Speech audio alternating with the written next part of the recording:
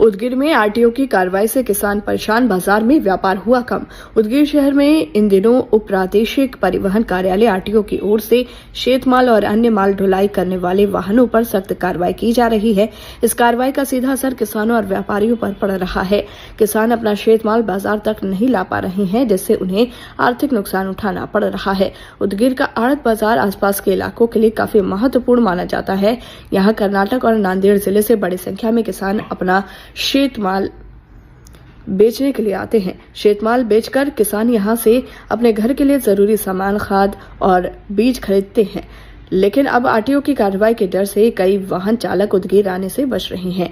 वाहन चालकों का कहना है कि बार बार जांच और जुर्माने की वजह से उन्हें नुकसान होता है, इसलिए वो शेत माल लेकर उदगीर आने में हिचकिचा रहे हैं।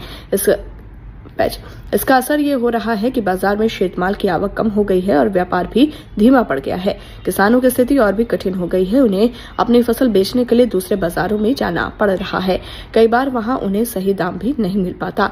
इससे उनकी आय पर भी असर पड़ रहा है और उनकी परेशानी बढ़ रही है। इस समस्या को लेकर उदगीर तालुका कांग्रेस के नेताओं और कार्यकर्ताओं ने उप जिलाधिकारी को एक निवेदन सौंपा है। उन्होंने मांग की है कि शेत माल ढुलाई करने वाले वाहनों पर की जा रही सख्त कार्रवाई तुरंत रोकी जाए, ताकि किसानों को राहत मिल सके और बाजार व्यवस्था फिर से सामान्य हो सके। नेताओं ने भी कहा कि अगर समय रहते समस्या का समाधान नहीं किया गया तो आने वाले समय में व्यापार और किसानों की स्थिति और भी खराब हो सकती है। कांग्रेस पार्टी के निवेदन में कहा गया कि प्रशासन से जल्द सकारात्मक निर्णय लेने की अपील की है। इस दौरान पार्टी के कई स्थानीय पदाधिकारी, व्यापारी और कार्यकर्ता मौजूद थे। सभी ने एक मत से कहा कि किसानों की परेशानी को समझते हुए प्रशासन को तुरंत कदम उठाने चाहिए, ताकि उदगीर का बाजार फिर से पहले की तरह सक्रिय हो सके।